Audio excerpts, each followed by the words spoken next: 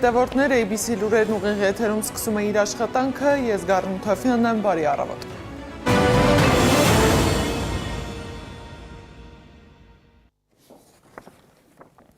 Հետընտրական վիճակը Հայաստանում չի հանդարտվում։ Իշխանությունն ասում է, ընտրությունն արդար է անցել, տեղի ունեցած խախտումներն էլ չեն ազդել արդյունքի վրա։ Ընդդիմությունն էլ պնդում է հակառակը։ Ընդդիմադիր 6 քաղաքական ուժերը, Ուժեղ Հայաստան եւ Հայաստան դաշինքները, ԲՀԿ-ն, Հայ ազգային կոնգրեսը, Ազգային ժողովրդավարական բևեռ եւ Լուսավոր Հայաստան կուսակցությունները հանդես են եկել համատեղ հայտարարությամբ։ Քաղաքական ուժերը համոզված են, որ ընտրության վերաբերյալ ներկայացված պաշտոնական տվյալները չեն արտացոլում ժողովրդի իրական կամքը եւ ընտրության ստույգ արդյունքները։ Ուստի նման պայմանում արձանագրված արդյունքը չի կարող հիմք հանդիսանալ լեգիտիմ եւ ժողովրդի մեծամասնության վստահությունը վայելող իշխանության ձևավորման համար։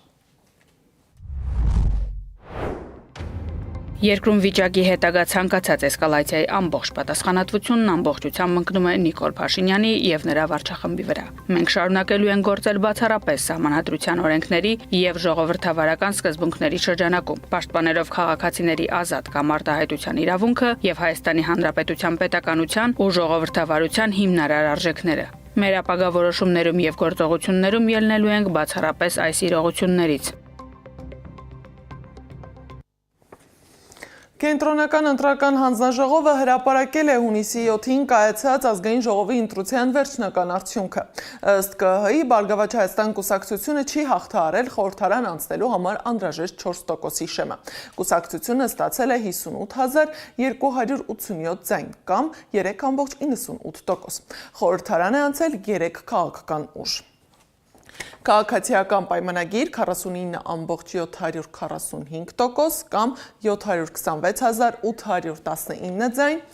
Ուժեղ Հայաստան 23,27% կամ 340,006 ձայն, Հայաստան դաշինք 9,9% կամ 144,983 ձայն։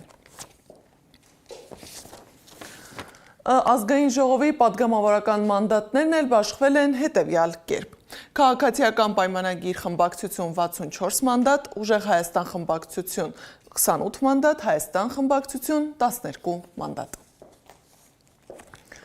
Ընդհանուր առմամբ ընտրությանը մասնակցել է ընտրելու իրավունք ունեցող 2,506,826 քաղաքացուց 1,476,769 կամ բնակչության 58,9%-ը։ 410 ընտրող քվեարկել է էլեկտրոնային եղանակով, իսկ 1300-ը շարժական քվեատուփերի միջոցով։ Ըստ Կենտրոնական ընտրական հանձնաժողովի արձանագրություններում գրանցված անճշտությունների եւ անհամապատասխանությունների ընդհանուր թիվը կազմել է 4331։ Մինչ ներսում ընթանում էր ԿՀ նիստը, ընդդիմությունը դրսում բողոքի ակցիա էր իրականացնում։ Հավաքվածները պահանջում էին չեղյալ հայտարարել ընտրության արդյունքը եւ նոր ընտրություն կազմակերպել։ ԿՀ-ի դիմաց 3 ուժերի՝ Ուժեղ Հայաստանի, Հայաստան դաշինքի եւ Բարգավաճ Հայաստան կուսակցության ներկայացուցիչներն էին։ Այստեղ որևէ առանձին կուսակցության, կոնկրետ այս դեպքում Բարգավաճ Հայաստան կուսակցության շահի խնդիրը չի։ Խնդիրը այն է, որ այս տեղամասերում ընտրությունը անվավեր ճանաչելու գործընթացը լրջագույն կասկածի տակ է դնում ընդհանրապես ամբողջ ընտրական գործընթացի լեգիտիմությունը։ Եվ մեր այսօրվա թե հավաքի, թե բոլոր մեր ընդդիմադիր գործընկերների հետ համատեղ այս նախաձեռնությունը ընդամենը մեկ նպատակ ունի՝ վերականգնել արդարությունը, որովհետև այն ինչ որ տեղի է ունեցել կոնկրետ 3 ընտրական տեղամասերի քվեարկության արդյունքները անվավեր ճանաչելով, սա կոնկրետ արհամարանք է մեր ընտրողների ընտրելու իրավունքի նկատմամբ։ Դիմում եմ կենտրոնական ընտրական հանձնաժողովի անդամների, դիմում եմ բոլոր իրավապահների, այն բոլոր զինվորականների, անցնող 9 տարվա ընթացքում ցանկացած հարցում Նիկոլը որևէ հանցանք կատարելուց միշտ փորձել է հանցակիցներ գտնի, հանցակիցներ դարձնի, հազարավորների, որ վաղը դատվելուց մենակ չդատվի։ Կենտրոնական ընտրական հանձնաժողովը դառնում է Նիկոլի հանցակից։ Մեր պահանջը ընտրությունները անվավեր ճանաչելը, որպեսզի մենք կարողանանք եւս մեկ անգամ մեր ժողովրդին հնարավորություն տանք իրենց ընտրությունը կատարել։ Այդ հարցը այսօրվա նիստում է քննվելու։ Նաեւ այսօրվա նիստում մի քանի հարց է քննվելու, նաև մեր լիազոր ներկայացուցիչները մեր դիրքորոշումը հայտնելու են նիստի շրջանակներում։ Այսինքն դուք վստահում եք Նիկոլ Փաշինյանի եւ կարծում եք, որ հերթական անգամ ընտրության գնալիս կեղծումներ չեն լինելու, ժողովրդավար ձևով, թափանցիկ ձևով։ Ոչ, մենք չենք վստահում Նիկոլ Փաշինյանին, պարզապես մենք ավելի ուշադիր ենք լինելու եւ ավելի հետեւողական, հաշվի առնելով այդ բոլոր ապօրինությունները, որոնք տեղի ունեցել հունիսի 7-ին։ Մեզ համար մեր հայ ազգը, մեր հայրենակիցները բացարձակ արժեք են եւ մենք հասկանում ենք, որ եթե փողոցային պայքարը սկսվի, ապա շատ անկանոն եւ զոհերով լի կլինի, այդ իսկ պատճառով մենք այդ քայլի չենք գնում, մնում ենք օրենքի շրջանակներում։ Նոր ընտրություն անցկացնելու պահանջ է ներկայացրել նաև Հայաքվե նախաձեռնության համակարգող Ավետիք Չալաբյանը։ Նրա խոսքով միայն այդ դեպքում հնարավոր կլինի վերականգնել ընտրական գործընթացի նկատմամբ վստահությունը։ Պետք է ասել նաև հետևյալը, նոր քվեարկություն չպետք է իր ձևով կրկնի նախորդ քվեարկությունը, այլապես մենք անընդհատ կստանանք նույն խայտարակ արդյունք։ Պետք է վերջո իրավակարգը Հայաստանում վերականգնվի։ Հսկայական քանակությամբ մարդիկ բերման են ենթարկվել, ձերբակալվել են, բաց են թողվել եւ այլն։ Իրականում այն իրական քրեական գործերը, որոնց մասին խոսք է գնում, դրանց թիվը այդքան մեծ չի, այսինքն ցանկացած ընտրության համամասնական թիվը։ Եվ մեզ պետք է գնալ նոր ընտրությունների, որպեսզի մեր ժողովրդի մոտ վստահություն ընդհանրապես ընտրությունների ինստիտուտի նկատմամբ վերականգնվի։ Ես ես հիշեցնեմ նաև, որ Փաշինյանը նոր էր եկել իշխանության, պարբերաբար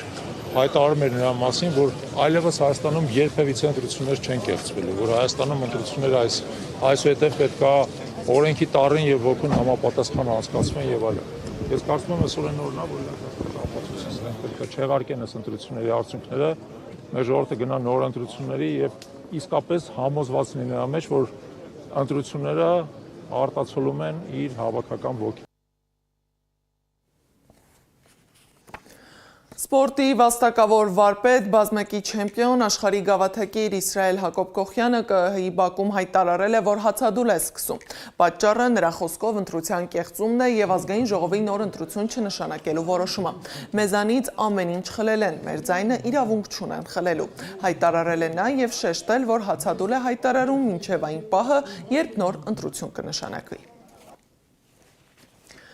Հայաստանի Հանրապետության երկրորդ նախագահ Ռոբերտ Քոչարյանին Զվարթնոց օդանավակայանում թույլ չեն տվել լքել Հայաստանի Հանրապետության տարածքը։ 5-րդ ալիքի մեր գործընկերներին հայտնել է երկրորդ նախագահի գրասենյակի պատասխանատու Բագրատ Միկոյանը եւ շեշտել, որ ապօրինի առանց որևէ բացատրության են արգելել նախագահի ելքը երկրից։ Ավելի վաղ գրասենյակը հայտարարել էր, որ Ռոբերտ Քոչարյանը երրորդյա այցով մեկնում է Հայաստանից։ Այցն անձնական բնույթի էր եւ վաղուց էր պլանավորված եւ հետաձգվել էր նախընտրական խիտ գրաֆիկի պատճառով։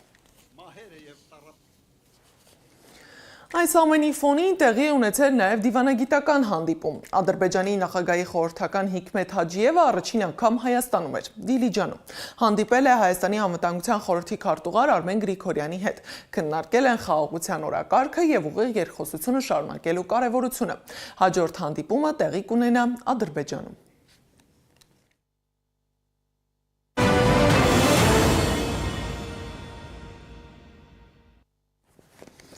Ներքին գործերի նախարարությունը հայտարարել է, որ աշտարակի Օրգով գյուղի 12-ամյա բնակչի օրգանիզմում ենթադրյալ թմրանյութ հայտնաբերելու դեպքի վերաբերյալ մեկ անձի ձերբակալել են։ Հիշեցնեմ, որ գյուղի Արփիտ Պանճյանի անվան միջնակարգ դպրոցի 12-ամյա աշակերտը դպրոցական էքսկուրսիայից հետո հայտնվել էր հիվանդանոցում։ Նրա օրգանիզմում հայտնաբերվել էր բարձր դոզայով թմրամիջոց։ Ավելի ուշ հայտնել էին, որ երեխայի հիշողությունը վերականգնվել է։ Իրավապահներին հաջողվել է ցուցմունք վերցնել նրանից։ Գյուղի դպրոցի տնօրեն Էդգար Չաթոյանն ABC մեդիային հայտնել էր, որ երեխան տանն է, սկզբում ծնողներին էլ չէր հիշում։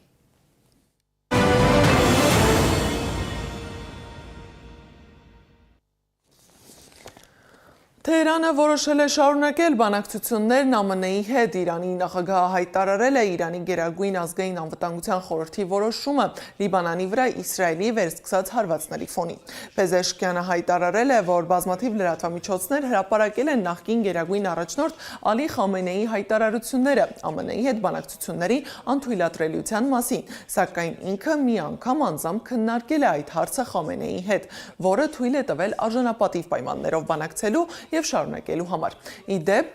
Իրանն ամբողջությամբ փակել է իր օդային տարածքը։ Մեծ Բրիտանիայի վարչապետ Քիր Սթարմերը զինված ուժերին հրամայել է կալանել Ռուսաստանի հետ կապված նավթատար լցանավը, երբ այն փորձել է անցնել Լամանշով։ Նրա խոսքով այս գործողությունը հերթական հարվածն է հասցնում Ռուսաստանին։ Եվ վերջում եղանակի մասին ցերեկային ժամերին օդի ջերմաստիճանը կսկսի բարձրանալ, բայց տեղումները կշարունակվեն։ Առանձին հատվածներում անձրևները կլինեն հորդառատ, տեղ-տեղ հնարավոր է նաև կարկուտ։ Այս ժամի համար նախատեսել էինք այսքանը, շարունակեք հետևել մեզ սոցիալական բոլոր հարթակներում, ABC լուրերը եթերում կլինի ժամը 12-ին, մաղթում եմ արդյունավետ աշխատանքային օր, առայժմ։